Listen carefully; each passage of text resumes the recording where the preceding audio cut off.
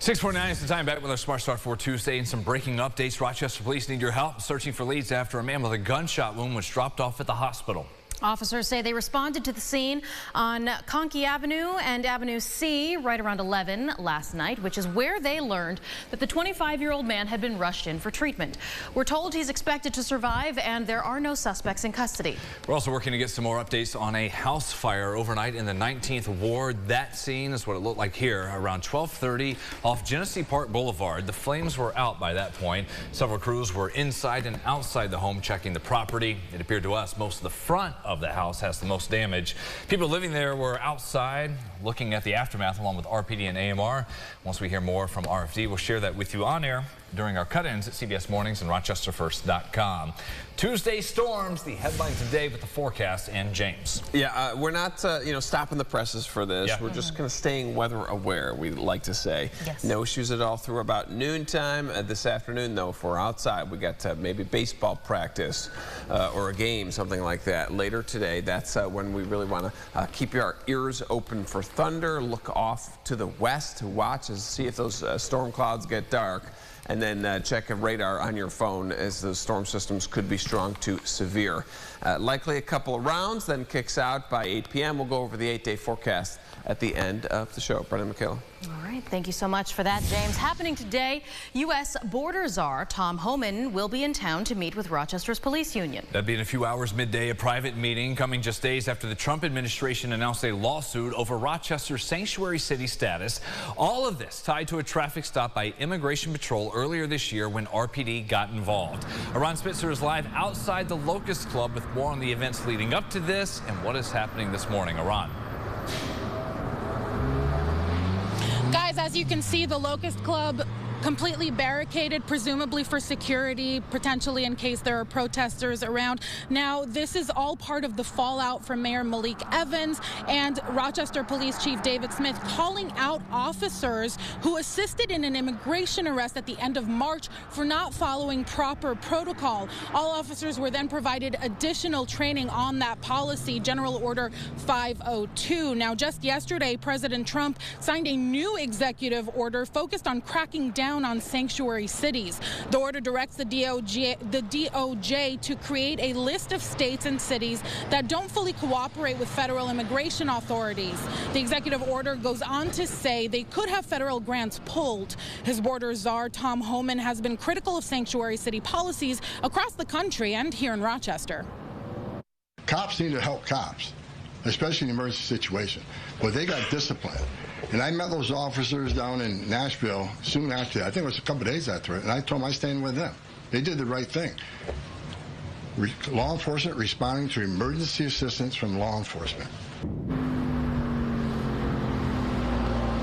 City officials tell News 8 they have not yet been officially served with the Trump administration's new sanctuary city lawsuit filed against Rochester last week. In the meantime, Democratic Congressman Joe Morelli denounced the border czar's visit.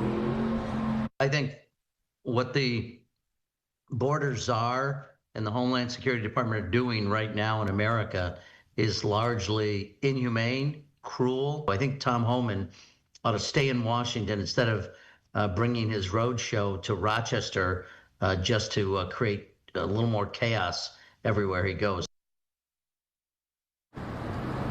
The Rochester Democratic Socialists of America will be rallying outside City Hall, where organizers say they want to support the mayor and defend Rochester's sanctuary city status. Guys, for now. Ron, thank you. We'll be following that throughout midday today. We are learning more about the moments leading up to a 9-year-old boy who was shot in the chest at a gas station in Henrietta over the weekend. The owner now speaking with News 8. He was also attacked at that scene and shared surveillance video with us of the encounter. Warning first, this may be difficult to watch. Muhammad Khan says he owns the speedy track on West Henrietta Road. He was heading in late Saturday morning, getting something to eat with his son, and so was that victim and his dad. He was confronted, Khan says, by Reuben Smith, who was following him. Smith then attempted punching Khan, who along with other employees wrestled Smith down to the ground, but Khan says he didn't realize Smith was hiding a gun until it was too late. Smith was able to fire 2 shots. One of them ricocheted off a shelf. We can see it there, then pierced a beverage cooler here, later hitting that 9-year-old customer in the chest. While the little boy is already home recovering, Khan says he's shaken. When I heard somebody got shot, I mean, it broke my heart. I feel so bad for his family and the kid. I came out and looked, but unfortunately, I mean, good thing is that the bullet hit the shell first, and then there was a cooler. It hit the cooler, and it slows down, and by the time it hit the boy, I mean, it breaks my heart. It's sad what happened to that, and I hate to see that. I mean, I have 11 years old too, and I hate to see. I mean, I can't imagine how his parents are feeling, and I mean, it just breaks my heart. Smith faces charges of criminal possession of a weapon and assault. News 8 did also interview the mother of this 9-year-old victim, and if you'd like to see what she had to say, you can find that at rochesterfirst.com. Hearing from parents of kids within RCSD schools as they're eager to learn more about the incoming district leader and his plans for what is our largest school district. Last night, RCSD hosted a community conversation with the incoming superintendent, Dr. Eric J. Rosser. People there tell us they hope for more longevity and less turnover within this school system plagued for years by financial and academic woes. Another complaint we heard, parents say the community is no longer allowed to enter the downtown district offices. While they are hopeful for the future, they just want to know that their leaders truly care about those most important, their young ones.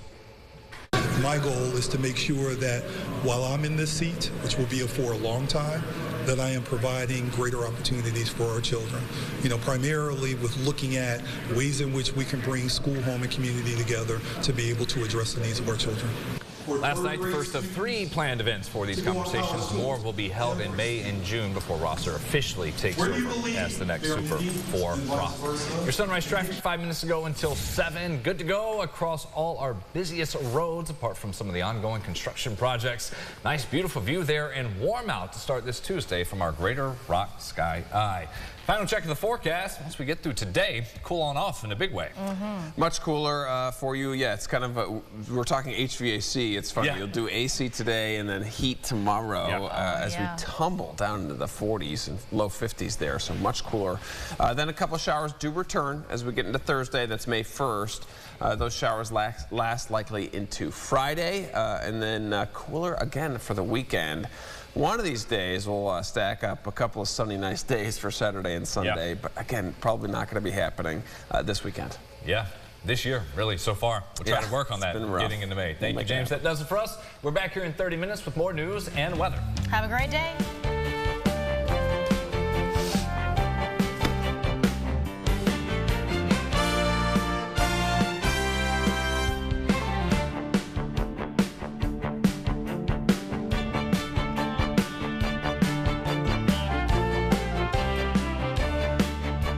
Follow News 8 wherever you are on RochesterFirst.com, Facebook, X, and on our app for news and weather.